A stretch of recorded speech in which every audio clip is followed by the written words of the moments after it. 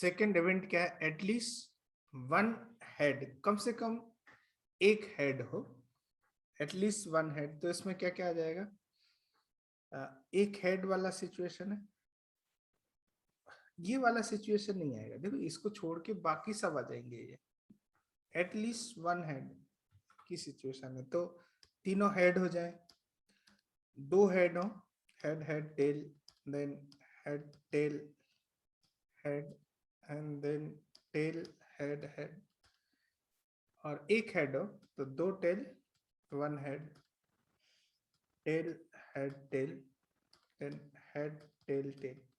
तो ये सिचुएशन हो जाएंगे। So how many outcomes are there? There are 7 outcomes in the event E2. So probability of E2 is 7/8. I hope समझ आएगा। Third question क्या है, one head and two tail, one head and two tail, let's call this B E3 event. इसमें क्या है कि one head है और दो टेल है, टेल टेल हेड, ये पॉसिबिलिटीज हैं। So there are 3 outcomes. So probability of E3 is 3/8, 3/8, and exactly two tail, exactly two tail भी तो यही हो गया, one head and two tail, and exactly two tail, exactly two tail भी तो यही क्वेश्चन हो गया। कॉल दिस भी E4, E4। तो ये भी probability of E4 is 3/8, ऐसा हो जाएगा। क्या इतनी बात समझ आए? Is this clear? Next question solve करो, solve another question.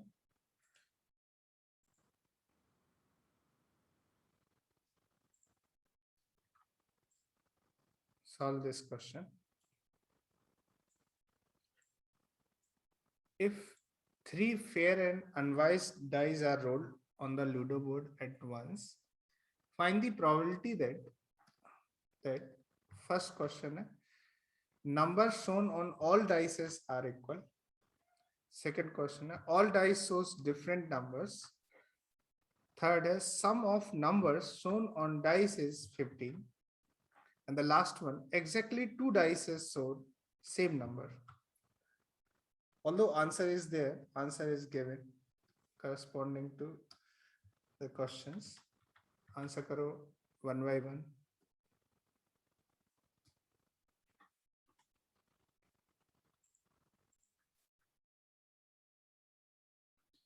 देखो कैसे सॉल्व करेंगे इसको, है ना?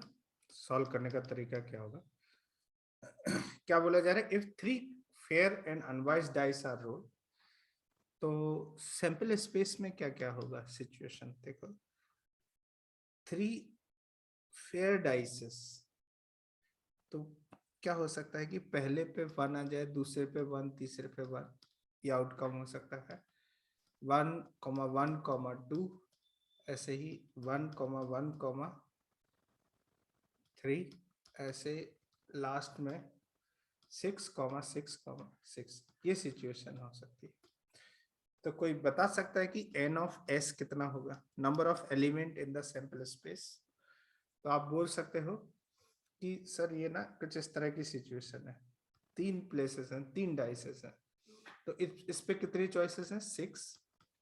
इसके रेस्पेक्ट में इस पे कितनी चॉइसेस हैं? 6 आउटकम्स आ सकते हैं इसके रेस्पेक्ट में। ये तो n ऑफ s हो जाएगा 6 to the power 3। क्या इतनी बात समझ आई? Is this clear? अब जो पहला क्वेश्चन है, फर्स्ट क्वेश्चन है, number shown on all dices are equal, जितने भी डाइसेस हैं सब पे सेम नंबर शो कर रहा है। तो ई इवेंट क्या हो जाएगा, लेट से, या E1 इवेंट बना देते हैं, लेट से, ई बना देते हैं, लेट। तो सारे डाइसेस सेम नंबर शो कर रहे हैं, मतलब 1 1 1 ऐसा हो गया, सब 2 2 2, है ना? ऐसे कहां तक जाएगा ये? 6 6 6। तो n ऑफ e कितना हो गया? n ऑफ e कितना हो गया? इसमें 6 आ जाएगा। क्योंकि ये इक्वली लाइकली है, सारे आउटकम इक्वली लाइकली है, तो ये भी आउटकम इक्वली लाइकली। और प्रोबेबिलिटी अपन ने क्या देखा था, in the case of equally likely probability of E is equal to N of E upon N of S. ये था इक्वली लाइकली आउटकम के केस में। इवेंट की probability is probability of E upon probability of S, ऐसा situation था, है ना। Number of element in the event E upon number of element in the sample space. और ये तभी डेफिनेशन अप्लाई हो सकती है जब outcomes are equally likely. Equally likely यदि आउटकम नहीं है तो वहां पे ये डेफिनेशन नहीं अप्लाई कर सकते हैं। This is applicable only in the case of equally likely outcomes. So अब यहाँ पे देखो 6 केसेस हैं जो इक्वली लाइकली है, तो प्रोबेबिलिटी ऑफ ई कितना हो जाएगा, probability of E according to definition 6 upon 6 to the power 3, that is 1 upon 6 square, that is 1 upon 36. So this is the correct answer. क्या इतनी बात समझ आई? Second, let's say second question की बात करें, all dices shows different numbers। तो second question क्या है, all dices shows different number, so now let's call this be f। f all dices shows different number।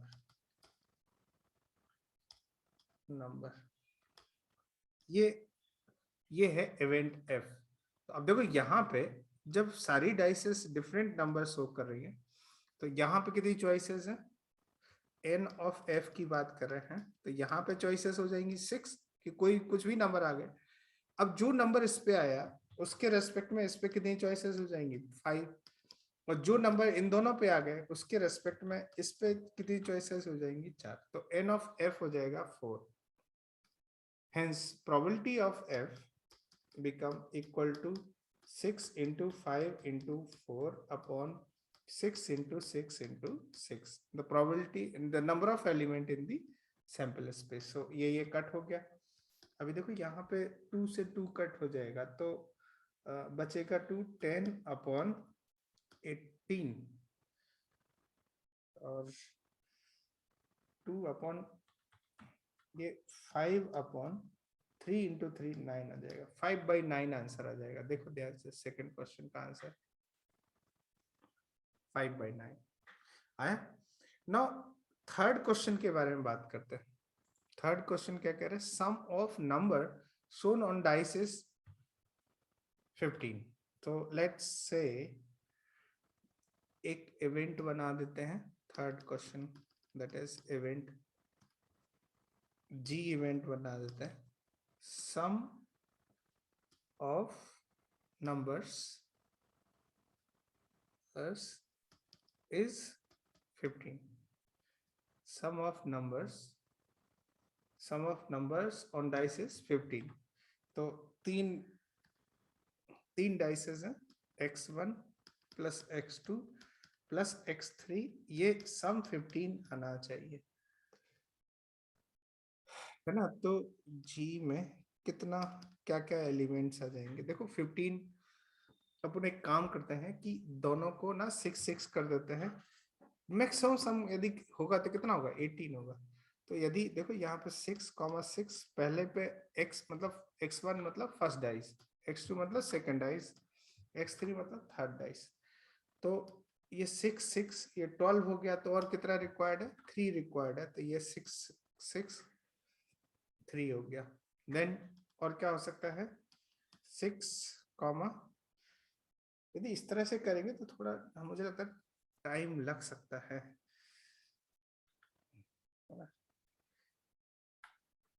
Wait, we need to do something, कुछ अलग तरह से counting करनी चाहिए उनको।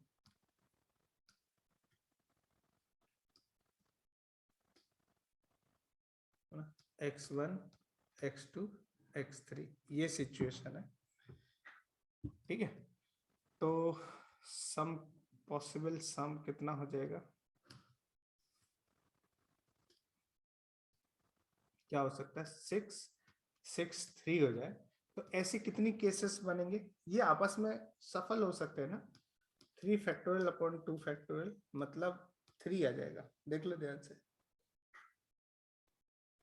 क्योंकि ये इसका कहने का मतलब है कि ऐसा भी तो हो सकता है 6 इधर 6 इधर 3 इधर 6 इधर 3 इधर 6 इधर 6 इधर, ऐसी सिचुएशन। तो इन सब की सफलिंग कर दी यहाँ पे। कहने का मतलब है कि 2 6 है और एक 3 है, ये 15 हो गया। और क्या हो सकता है, और क्या पॉसिबिलिटी हो सकती है? 6 5 4, देखो ऑल आर डिफरेंट। तो ऐसे में ये कितने होंगे 3 फैक्टोरियल, मतलब 6 केस ये आ गए, 6 केसेस ये हो गए 3 फैक्टोरियल। और कुछ पॉसिबिलिटी देख लो ध्यान से। एक और केस हो सकता है कि 5 5 5 हो जाए, तो ये 1 केस मिलेगा। Sum of number is 15। Any other? अब नहीं है। तो समझ में आ गया होगा कि प्रोबेबिलिटी ऑफ जी कितना हो जाएगा, that is N of G upon N of S, क्योंकि ये सब इक्वली लाइकली है। और एन ऑफ जी कितना हो जाएगा 10 10 अपॉन 6 इंटू 6 इंटू 6। तो इसको लिख सकते हैं, यदि हम कैलकुलेट करें तो 2 से डिविजिबल है 5 upon 36 into 3। So how much it is 108, 5 upon 108। देख लो बच्चा, ये आंसर आ जाएगा 5 upon 108। This is the answer. समझ आए? एंड द लास्ट वन क्या बोला जा रहा है, exactly 2 dice shows the same number, कि सिर्फ 2 डाइस हैं जो सेम नंबर शो करेंगी और बाकी other are different. Let's say this is question number 4. H, let's call this be H event. Exactly 2 dice shows same number. 2 dice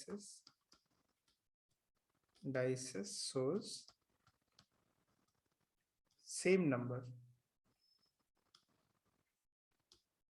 ये situation है। तो अब 2 डाइस पे सेम नंबर है ना, वो कौन सी 2 डाइस होंगी जिन पे सेम नंबर आए, यहाँ पे देख लेते हैं। लेट्स सी ये 3 सिचुएशन है, 3 डाइसेस है, डाइसेस आर डिफरेंट है ना। तो देखो नंबर ऑफ केसेस कितने होंगे, या एन ऑफ एच निकालने की कोशिश करो, बताओ कितना आएगा।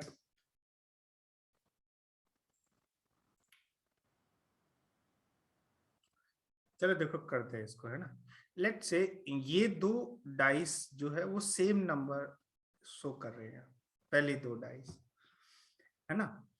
तो यदि 2 dice same, first 2 dice are showing same number, तो ऐसा आने के लिए कितने केसेस बनेंगे एन ऑफ एच में, देखो 6 हो जाएंगे ना, 6, क्योंकि डाइस पे 6 नंबर होते हैं, 1 to 6 में से कोई एक नंबर आ गया, लेट्स से यहाँ पे 1 आ गया तो यहाँ पे भी 1 होगा, यहाँ पे यदि 2 आ गया, 2 आ गया तो यहाँ पे भी 2 है। ऐसे कितने केसेस है 6।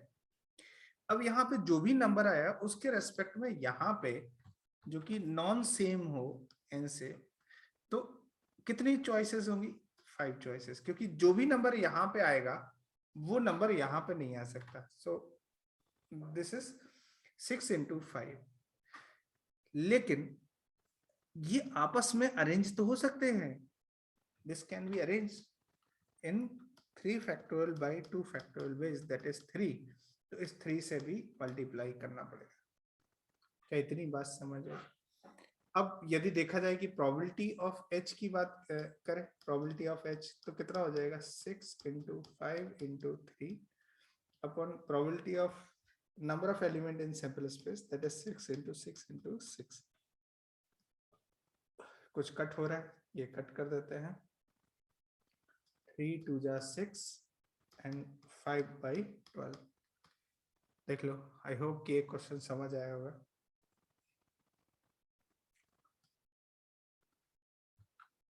Note it down and right another question.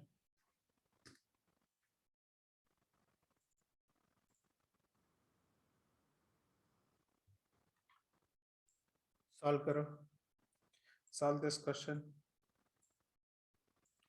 4-digit number is formed using the digits 0 1 2 3 and 4 without repetition. Find the probability that it is divisible by 4. तो आपको 4 से डिविजिबिलिटी टेस्ट आना चाहिए।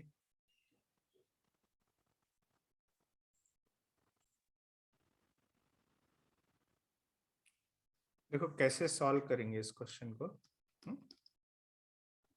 सबसे पहले तो n ऑफ s देखना है, number of element in sample space. तो सैंपल स्पेस क्या कह रहा है कि 4 डिजिट का नंबर है जो इन डिजिट से मिलके बना है, such that digits are not repeating. तो देखो यहाँ पे इसमें 0 आने की वजह से सबसे पहले अपन यहाँ से स्टार्ट करेंगे कि यहाँ पे कितनी चॉइसेस हैं।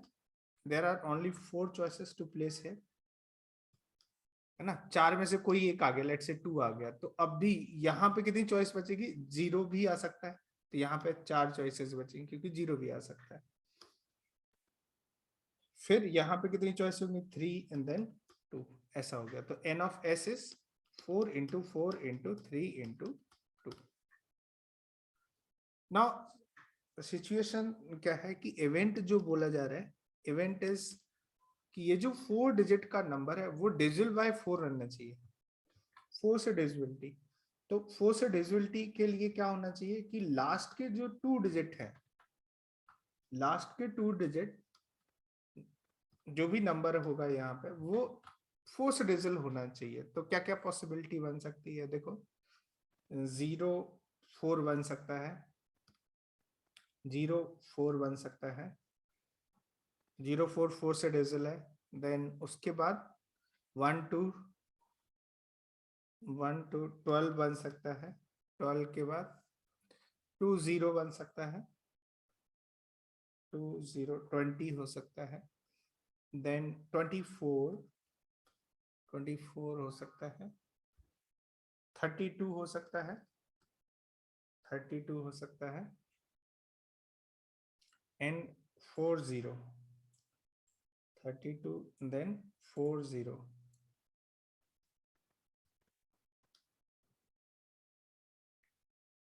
32 एंड 40 ये नंबर आ सकते हैं। कोई और सिचुएशन? नो। अब देखो यहाँ पे ये 3 केस आप देखो जिसमें 0 आ गया यहाँ पे, है ना। ये जो 3 केस है, तो ये 3 into 3 केसेस हैं। तो यहाँ पे कितनी चॉइसेस होंगी? क्योंकि 2 डिजिट आपके प्रयोग हो चुके हैं, तो यहाँ पे और यहाँ पे कितनी चॉइसेस होंगी? ऑलरेडी 2 डिजिट आपके प्रयोग हो चुके हैं, 0 और 4। तो यहाँ पे आप बोल सकते हो कि ये 3 प्लेसेस हैं, 3 प्लेसेस है। यहाँ पे 3 चॉइस, यहाँ पे 2 चॉइसेस, और ये तो ऑलरेडी हो ही चुका है, मिल ही चुका है।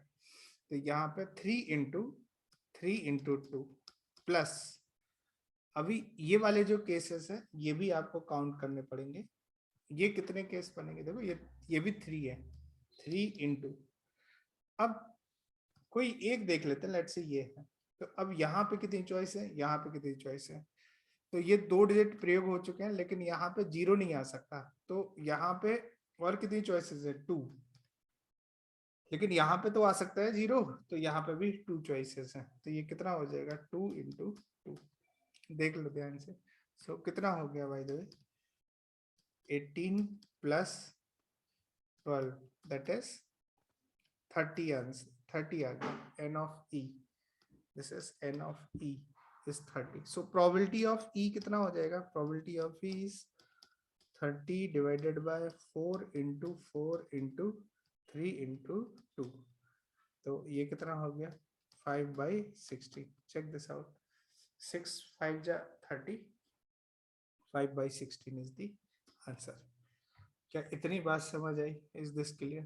थोड़ा इसमें ना PNC का टच है, परमुटेशन कॉम्बिनेशन आपको अच्छे से आना चाहिए ताकि number of element in event निकाल सकें. क्या इतनी बात समझ आई? राइट. और next question please.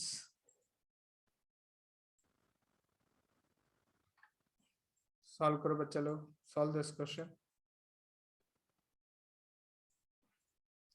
A die is loaded so that the probability of face I is proportional to I.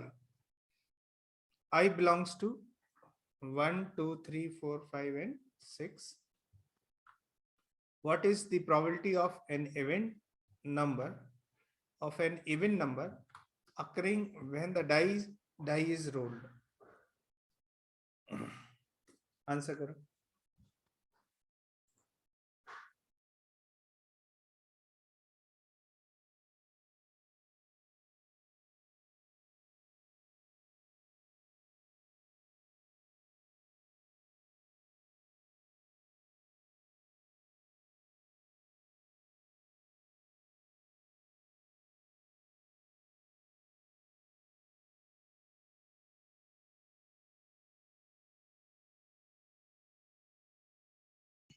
Seven.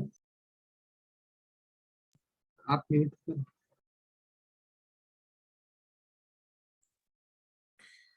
सब यहाँ पे देखो, probability of I is proportional to I है by the way. probability of I is proportional to I. इसका मतलब है कि ith face की जो probability हो जाएगी वो k I के इक्वल हो जाएगी. और k क्या है? Where k is the proportionality constant. और यहाँ पे सैंपल स्पेस अपन को गिवन है 1, 2, 3, 4, 5, 6. ठीक है. तो जिस तरह से क्वेश्चन गिवन है इससे अब पता चल रहा होगा कि ये जो 1, 2, 3, 4, 5, 6 हैं, they are not equally likely outcomes. They are not.